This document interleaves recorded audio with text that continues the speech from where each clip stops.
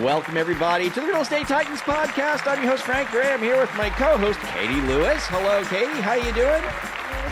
And we have an absolute legend in the industry with us today, Kathleen Ramos. I said it right, didn't I, Kathleen? You did.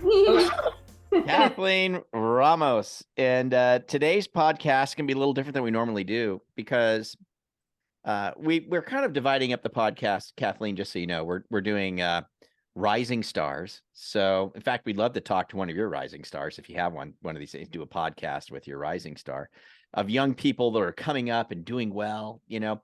And then we do Titans, and these are the guys that are out there, you know, personally knocking out, you know, 100 deals a year, you know, personally or more or whatever. And then, but we wanted to do legends, right? People that have been in this business for a long time, who've got tons of wisdom for us, right? Who've seen it all. You know what I'm saying? Just so we can learn, you know, just so we can learn from people such as you. So I've been doing this 35 years. How long have you been doing this, Kathleen? 33. 33. So we kind of came up around the same time, right? Around the same time. And we were once babies. We Yes. were once newbies and babies. And yes, that's Kathleen and I do remember a day when we did not have cell phones and we did not have, you know, we were lucky if we had a pager. I remember when we got a fax machine, we were like, this is amazing. Right, you know? right. And we Was carried it the fax machine with that paper that had the little ends with the holes in it? Right. No, that was dot matrix printing. That was dot matrix printing. But we carried books around and we had to share the books. So if you wanted to look up new listings, you did so once a week in black and white, and you had to sit down at your desk and make all your phone calls and make your little map. And that's true. It was the MLS Books. I remember they came out once a week, and so you couldn't search the MLS. You had a book, and you had to go through, and I think it was sorted by price range or something, right, Kathleen? Yeah. It wasn't even by area. I think it was by price range, Frank. And I remember sitting down and trying to, because we didn't have easy access to copiers, so we would have to hand write the information down. And then I'd have to figure it out on a map, which route was the best way to go, and then set it up with each seller. And we used those little lock boxes with an actual skeleton type key. No, it was right. The skeleton key. I remember. Yeah. So, you know, there you go. That's kind of how it was for all you young kids these days. You got it so easy, man. But hey, Kathleen, let's just talk about real estate today. With as long as you've been in the biz and everything, and you're looking at 2023 and everything we've gone through. What are your thoughts today? What are your thoughts on real estate, the market, you know, just in general? What's going through your mind these days? Well, first of all, I would say I think it's a mistake to continue increasing interest rates. And I think that they've done a poor job of doing that. Well, fighting inflation, what they're actually doing is making barriers to home ownership for many people. And one of the things that I've always believed is that unless your children and grandchildren can buy in the town of their preference, we don't have a real estate market. I believe very strongly that real estate should be accessible to everybody, whether it's through different types of loan programs or whatever. But right now, between rising interest rates and low inventory for how many years now, we have struggled to be able to fit our younger population into homes that they can afford. And I say that carefully because many of them go out and purchase $800,000 and $900,000 homes. And I worry about every time there's an emergency, every time there's, you know, anything that comes up, a new baby, whatever. I just think that we're not affordable anymore, and that we haven't done the things that we need to do to facilitate having more inventory and making housing accessible. Yeah, good points. Yeah, I would agree. Yeah, and Mhm. yeah, the inventory is definitely crushing us right now, and Right, and you couple that, like you said, with rates that are kind of bumped up, it just makes it really difficult for somebody to get in. And I mean, in a right. lot of areas, not all areas, but in a lot of areas, they're facing what we're facing locally here in the Solano County area, which you got the multiple offers, on Right. homes. Geez, you put a 4 in the front of a sales price. Good luck. Good luck. You know what I mean? There's going to be 800 offers on it in 55 Right. minutes, and They're all gonna so be 50,000 above asking price, oh right? yeah, And it easy. may not even qualify for some of the loans because at 400,000, that's no longer our real price point. Really isn't. Yeah, it really Yeah, isn't. How about how yeah. about how about this, Kathleen? How about just as a real estate professional? Like today, what do you looking at real estate today as a real estate professional? Just what's on your mind? What's your thoughts? You're seeing these, youngsters, coming up or whatever. Any thoughts at all? Just today, how do you Yeah, feel about stuff as an agent? right, Right? right. So I love what some of the newer agents are doing. And I've followed them on Instagram and Facebook if they decide to do Facebook. I follow them on whatever media they do because I think that they're inspiring. And one of the things that I've learned to do both as a realtor, but also as a trainer, is have respect for the younger population coming up who are out there doing some new things. My 23-year-old granddaughter became a realtor at 18. She's also our TC for the office, and she knows contracts like no one else. Hmm. She reads them forwards and backwards. She's so good at this. But one day she said to me something so telling when I was running a training. She looked at me and she doesn't call me grandma in the office. She calls me Right, Kathleen. She said, Kathleen. "Yeah, Kathleen, you're behind the times." And I was like, "What?" Ooh. And she really kind of sat down and educated me in a way that to this day I'm grateful for. Because what she said is my model of marketing appealed to my age group. Hmm. The people in my age group aren't all the ones buying homes. Hmm. Yeah. You have to appeal across the board. I mean, if you have a fixer-upper, you know your market, and you're going to try to target market people who deal with fixer-uppers. Hmm. If you have a condo, you might have a different market, and certainly if you have an age-restricted property, that's a different market. And doing it in the newspaper and Facebook works. But if you have a lovely home in Stonegate, you're going to want to hit across the marketplace from elderly to the first time homebuyers, because even though it's a stretch for them, they're still getting into those homes. And so you have to find a method of doing marketing to all of them. Hmm. Yeah. And she was pretty brutal. So Yeah. what did you change? What did you swap in your marketing after having that conversation with your granddaughter? Well, one of the things I did is decide to partner up with her on a lot of my homes. Hmm. So if you've ever sat with a team, sometimes you feel immediate sparks with one person, and the other person you're like, bleh, Hmm. I don't want to work with that side of it.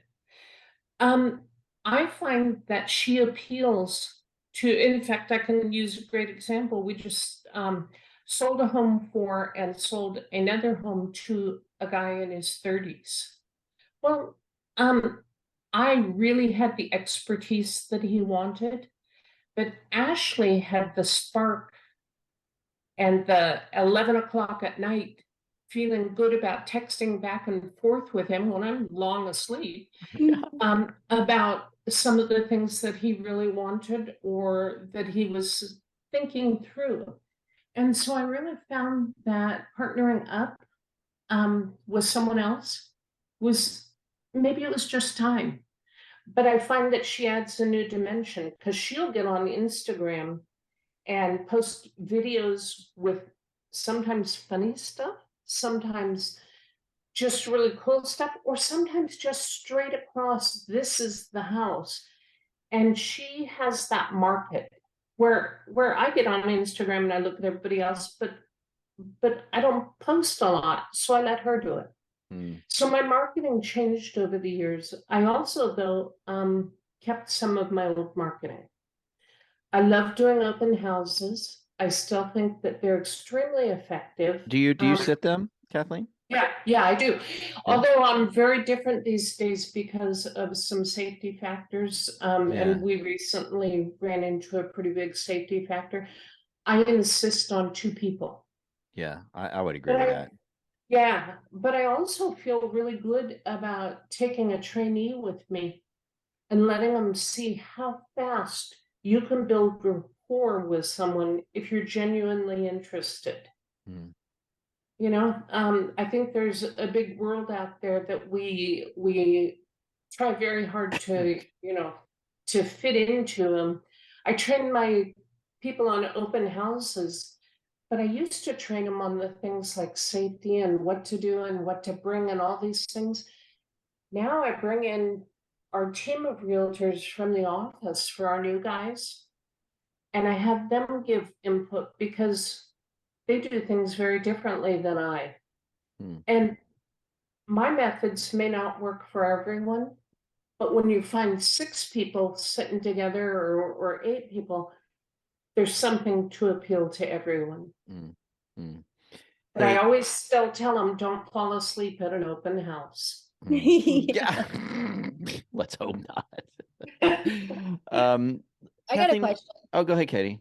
Oh, I heard you mention the newspaper. Are you still, do you advertise for your open houses in the newspaper? I do when it's a property that's appropriate for it. Okay. So a lot of folks in leisure towns still love that whole the newspaper print. So if it's appropriate for it, but a lot of people, me included, still take the paper, but I do it on a digital version, which is a little bit harder for a lot of folks to get used to. I'm married to a technology guy, so this isn't a big deal for me. But I do know that a lot of people do not like this.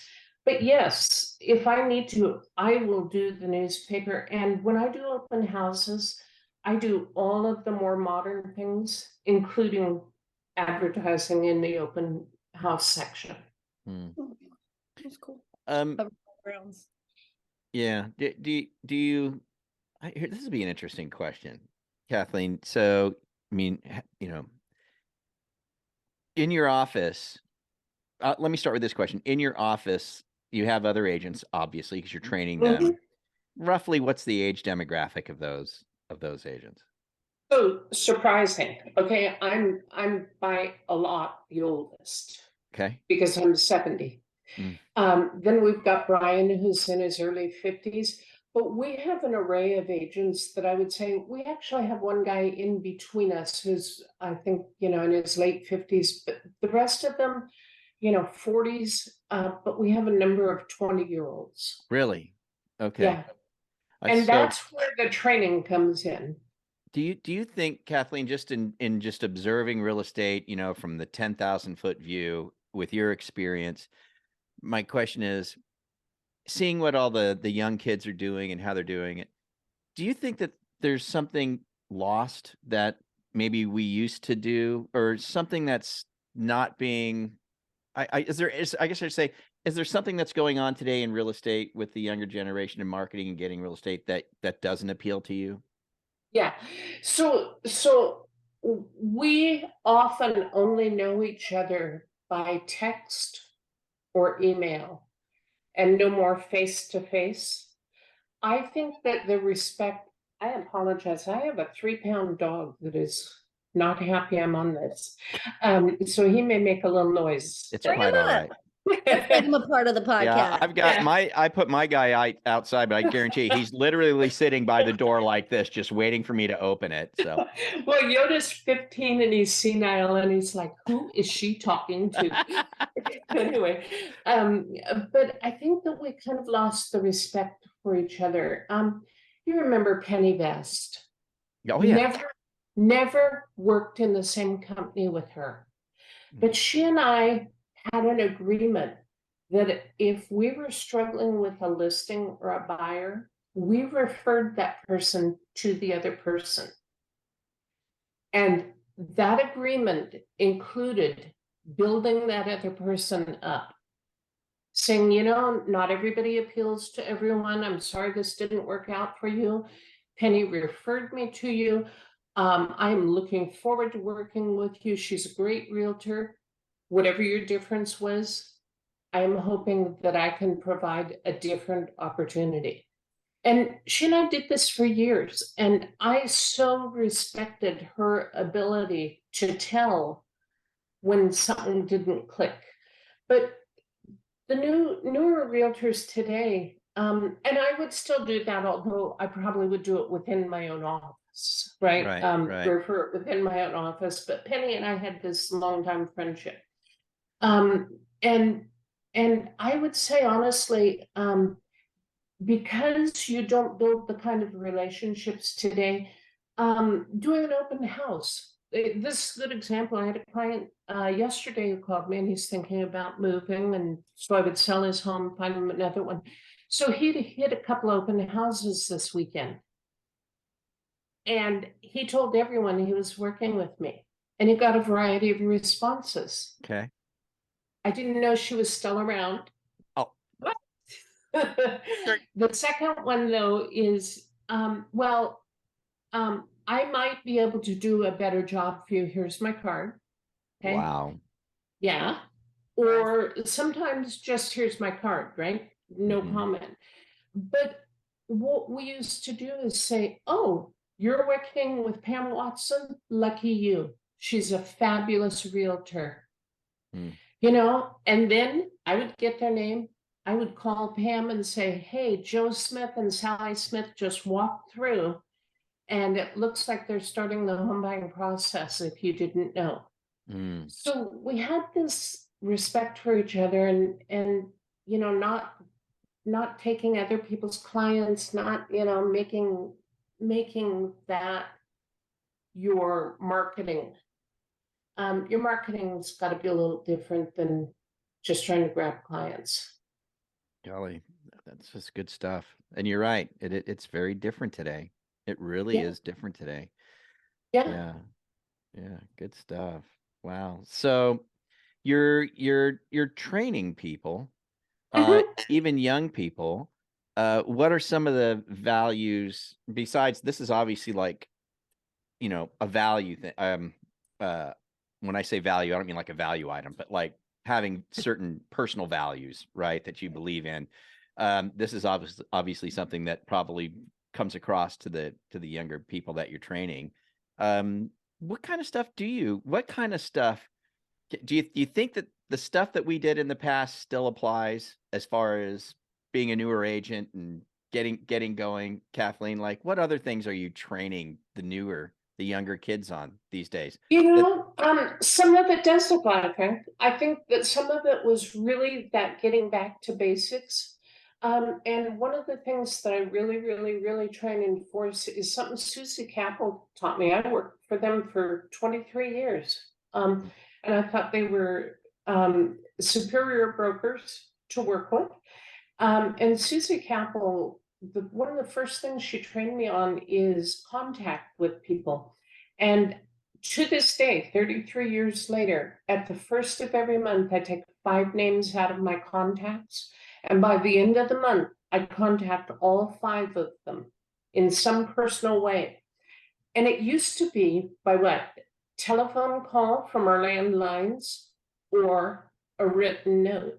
Yeah. Now it's text, email, phone call, drop by, send a gift, you know, whatever medium you choose.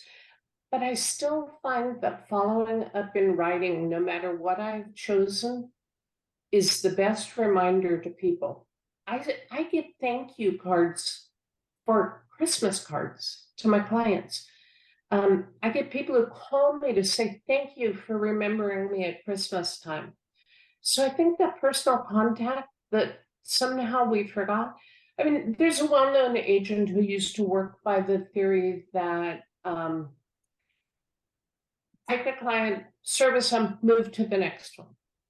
And that always seemed like a lot of work to me. When your database, your forever database, is this ground level of clients. And I just sold a home for someone that I've worked with for, I would say I sold him, the first home I sold him 29 years ago. Wow. And yeah, and I think this was number 6. And I just moved them to another town. And I will miss them because of that personal relationship we've had for many years. And I think that building of the personal relationships still will always be that take one client and move on to the next. Because you've got your base when you develop relationships. Yeah, it really is your database. If you keep it well, that's Yeah. really the one thing you have to point at for as your legacy when when the time comes to retire or whatever. Katie, you got anything, thinking of any thoughts for Kathleen off the top of your head? Well, I'm curious, when you so you hire a newbie, right? And you train them and you do all their awesomeness. How long does it take for that newbie to not need any training and kind of go off on their own without having a, say, mentor with them? Yeah, that's a really good question. First of all, mentorship is forever, whether it's paid mentorship or not. Because I believe strongly that you develop a relationship with those people you train as well. We've had a couple of our trainees move to other companies. I am happy to say I am still friends with those people. I don't do the, oh, you left us, you're out of my life. And sometimes they still call me for help. But I believe very strongly that it depends on how involved they are from the start. Some of our trainees that started a couple years ago, they just had so many transactions that by the 6th or 7th, I'm ready to cut the umbilical cord and say, just come to me when you need me. I don't have to see everything. I don't have to do everything. Others who might have other jobs or who might have started in the last 6 months or so, they're going to need a couple years because they're not going to get the number of transactions under their belt. Like we have one that the other day, Brian and I had a talk, and he said, let's cut the training for this individual because she's been with us maybe 5 years, but she's had 12 or 13 transactions only because she works another full-time job. Yeah. And so, but it kind of unnerved her, and she is free to call me at any time, still. So I think the answer is it's a lifetime of mentorship while they're in the business and friendship, hopefully forever. But active training really depends on where they are in their career and the timing that they're in their career. 3 years ago, I barely had time to train them, but still, I looked at every document, I answered every phone call, making sure they were on the right track. But they started being more independent more rapidly. And also, I mean, we changed our forms. Because your training was just getting better and better, right? Yeah. Right. And in fact, this afternoon, I'm doing listing agreements, which, I mean, things are so legal now. I don't want to come off like an attorney, but doggone, you pretty well do. Yeah. Dot all your I's, cross all those T's, huh? Right, man. Yeah. I do want to ask this, Katie, this is one of our canned questions that we always ask, but I gotta ask Kathleen, because Kathleen, you've been doing this for so long. So right. Legend. we always like to ask, like an agent, like, what was the craziest deal that you ever came across where you were like, oh my God, I can't even believe this deal. One of those trouble transactions and you got, just like the most wild thing that happened or the weirdest deal or what's the craziest thing you've seen in real estate on a transaction? Well, I've seen some pretty crazy ones from people answering the door in their underwear to, all these things that most realtors go through, right? And a client who showed up snorting cocaine at the table while we were signing our papers. And Well, you need to be sharp, need to yeah, be awake. yeah, Yeah. yeah.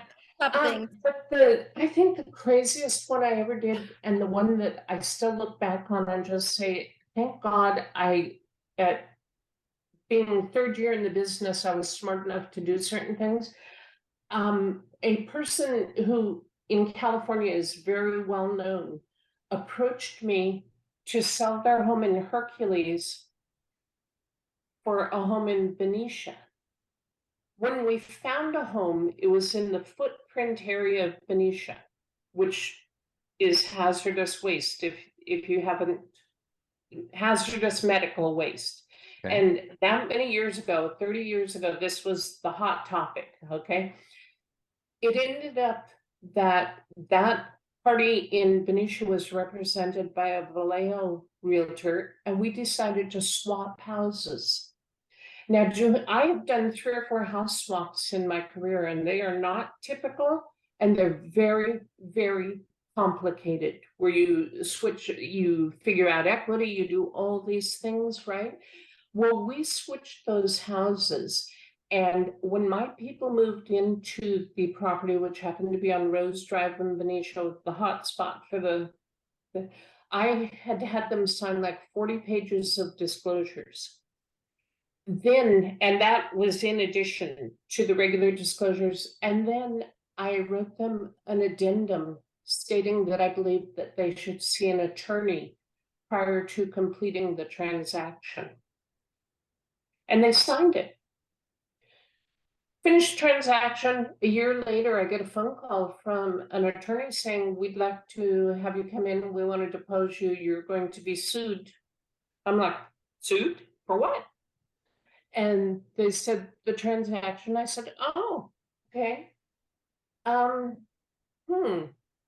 said, I don't think you can sue me, because I had them sign an addendum about seeing an attorney, and he said, you did what?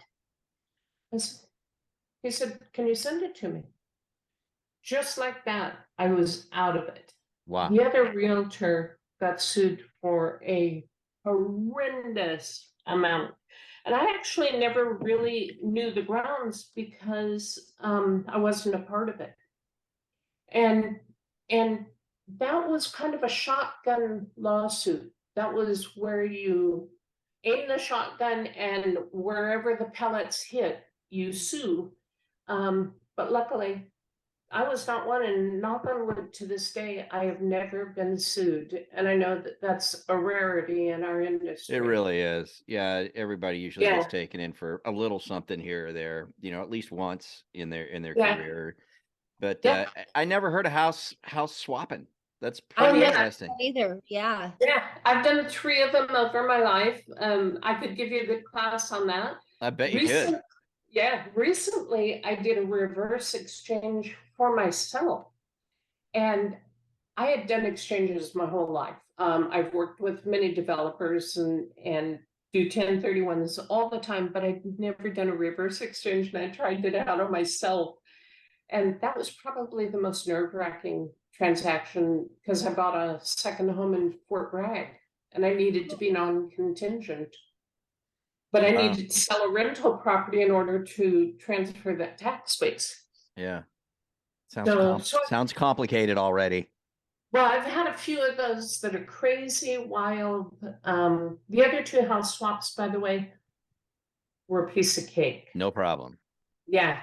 The first one was that trial one where, thank goodness, somehow in my little pea brain, I said, these people should see an attorney. And we should tell them to see an attorney, and we should put this in writing. Yes. Do Yeah, good you thinking. tell that addendum story to your trainees? Do you make sure that they know? I do. And when trainees talk on the phone, first of all, I train them how to transfer their texts to their email.